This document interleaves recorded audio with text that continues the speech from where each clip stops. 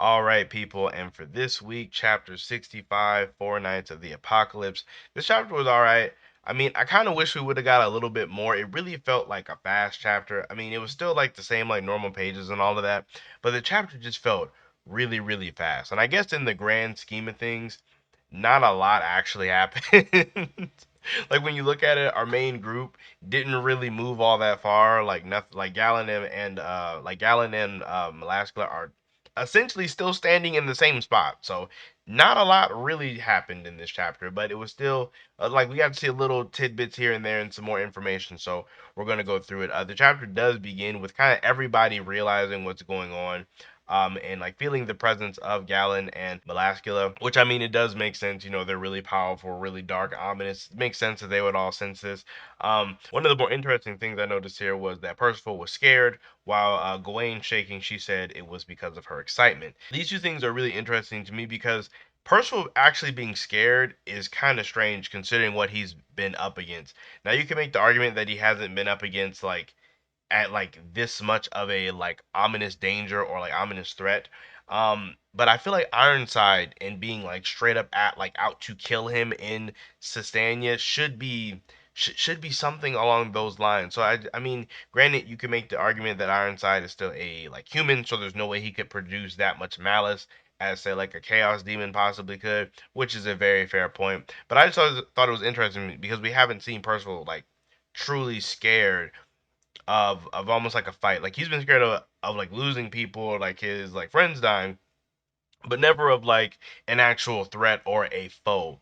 And then the thing with Gawain is it's tough to say because like I'm gonna say that she actually is shaking with excitement, but I do think there are people who could make the argument that she could be like lying or like putting on airs, and she actually is kind of scared, but she's just trying to mask it. Because Gwen's character is actually kind of childish, so you could definitely see this happening. She's not like a full-on child, but she definitely has some childish tendencies. But with that being said, we do go back to Leonis and we get to see a bit more of Gallon and Melascula. Now, this is important because Gallon does note that his memory is hazy and he doesn't remember what they were doing up until now. And like basically all he remembers is that he was fighting Escanor and he turned to stone, while Melascula all she remembers is that Bond, you know, did her in and then Elizabeth took her powers away. Meaning that they don't really remember what happened for the events leading up to their death or lack thereof. Because Melascula never died, she's got her commandment taken out. And then same thing for Galland, he got, you know, crushed by Esterosa and got his commandment taken away. So it doesn't seem like they remember those parts. It only seems like they just remember losing. And this could obviously be by design for Arthur to like, you know, really keep their hatred of the seven deadly sins up to kind of really make them want to go after them. And then another thing is they also do not remember or they don't really know how much time has passed since their awakening. But you know, in the midst of them trying to really think and figure all this out, they are like attacked by like the random holy knights in the area. And I thought this was interesting. Well, the fact that they took no damage isn't interesting. That's like that's not surprising at all. I didn't I these guys had no shot. Like these guys were going to die. But I thought the thing that was interesting was Melascula. She has like instead of like her usual darkness that's like around her that she would like you know sit on or kind of fly with or use.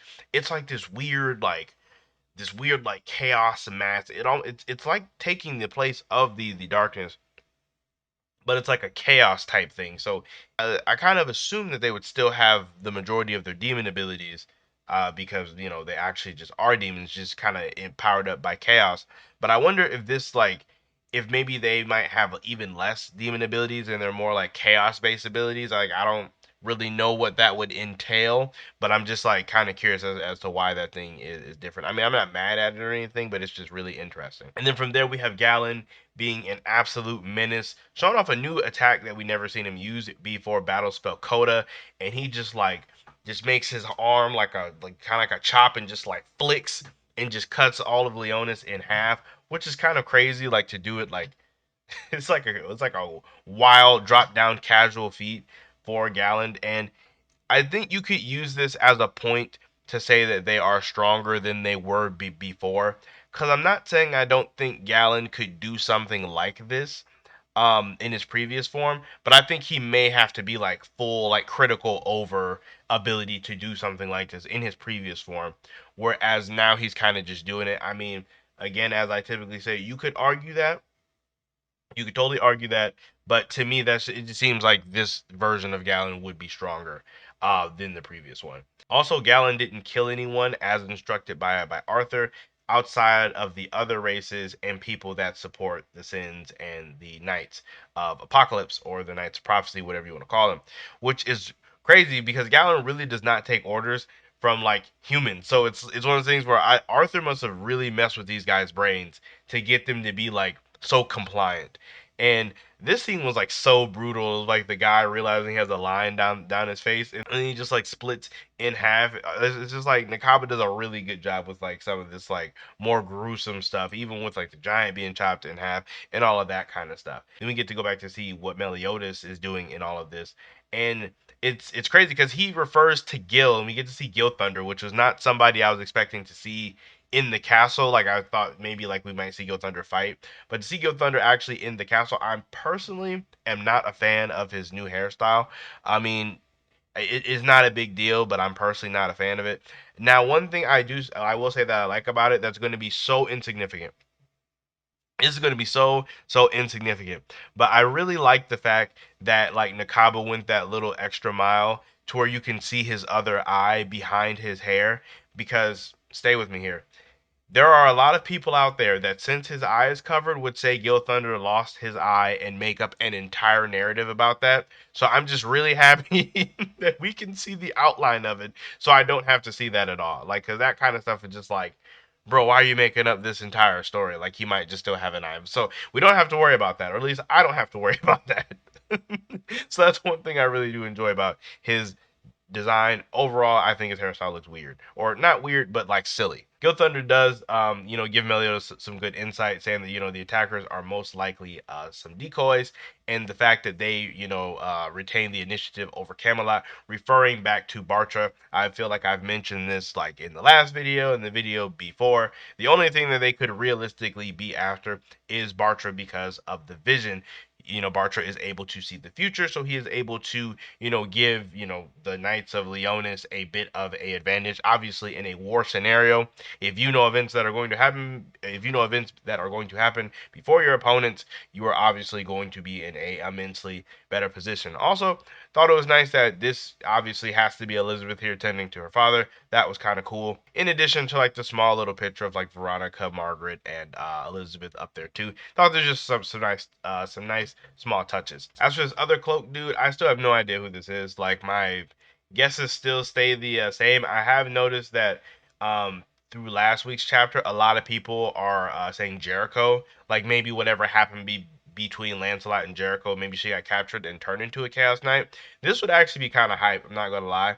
I mean, I personally don't like it. Like that's not what I would like to see happen. But I could acknowledge where that would be kind of hype. I did see some people talking about Merlin. It could potentially be Merlin. I don't really necessarily think it would be Merlin because she really doesn't leave Arthur's side anymore, all like that. So I kind of feel like she wouldn't just like get her hands dirty with this.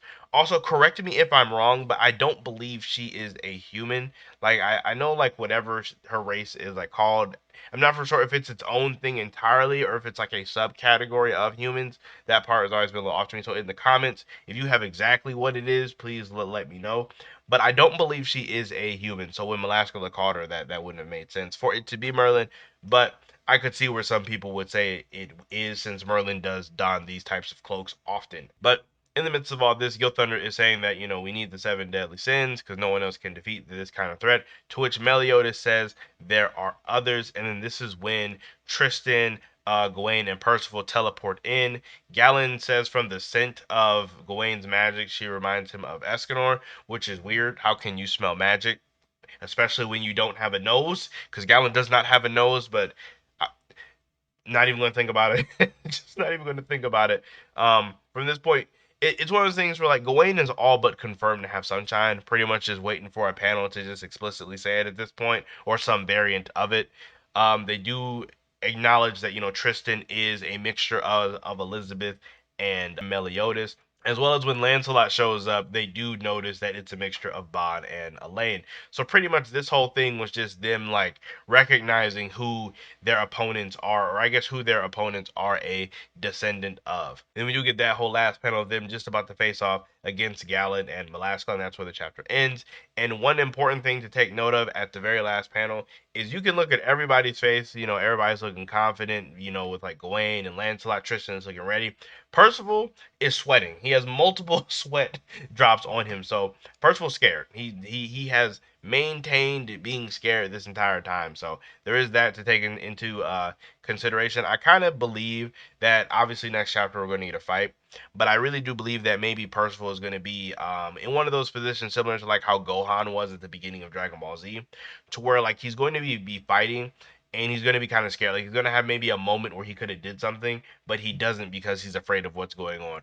Or maybe the fight could just be above his level because as we do know, um, you know, he's definitely the weakest out of the group as of right now, just because he has the least amount of experience. Now, one thing that makes me really excited about this fight is depending on how Gawain does against Yalin and Melascula, that's going to make Pelgard look that much stronger. Like no matter how good Gawain does, Pelgard's going to be above her regardless. So it's one of those things where it's like if she like claps one of these guys, that makes Pelgard look super super strong, and in turn makes Ironside look really really strong. It's just kind of how the whole thing folds out. Granted, it's not like she's flat. It's not like Pelgard is flat out stronger, but the fact that like he was able to do well against somebody that just absolutely beats these guys would be interesting. But I kind of think that they are going to struggle.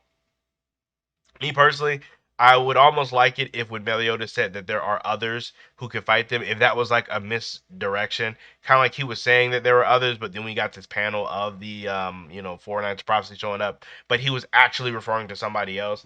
Not saying that the Roar of Dawn are gonna like show up, like Slater's gonna come out in 1v2, Gallon and Velasquez, not trying to say that, but I think it would be interesting if this was a misdirection for potentially someone else. I think that would be cool. I kind of doubt it though, with how confident Lancelot looks. I don't think Lancelot's confident for no reason. I think if he believes he can't win, he's one of those characters that probably won't like fight to the death.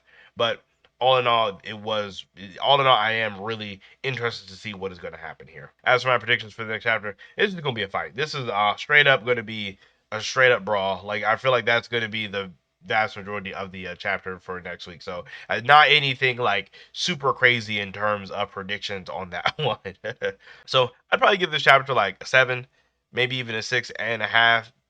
Probably like a 6.5 to be honest with you, just because nothing really happened like in the grand scheme of things. Like we didn't really go anywhere. Like not a lot really got pushed. I mean, there was the reveal that they're after the Vision, but you kind of could have assumed that based off of what's been going on. So not a really big chapter, just a lot of setup for the next chapter, which is probably going to be really hype. But that being said, let me know how you guys feel about the chapter down below. Were you guys pumped up for it? Let me know who you guys think is the hooded figure, as well as I'm curious to know how you guys think the fight is going to go. Because like I said, I could either see it going those two different ways with either A, they like clap them up and it's like no problem at all, or it's like a misdirection and Meliodas was referring to somebody else. That's kind of how I think it's gonna go. But yeah, I do want to know what you guys think down below.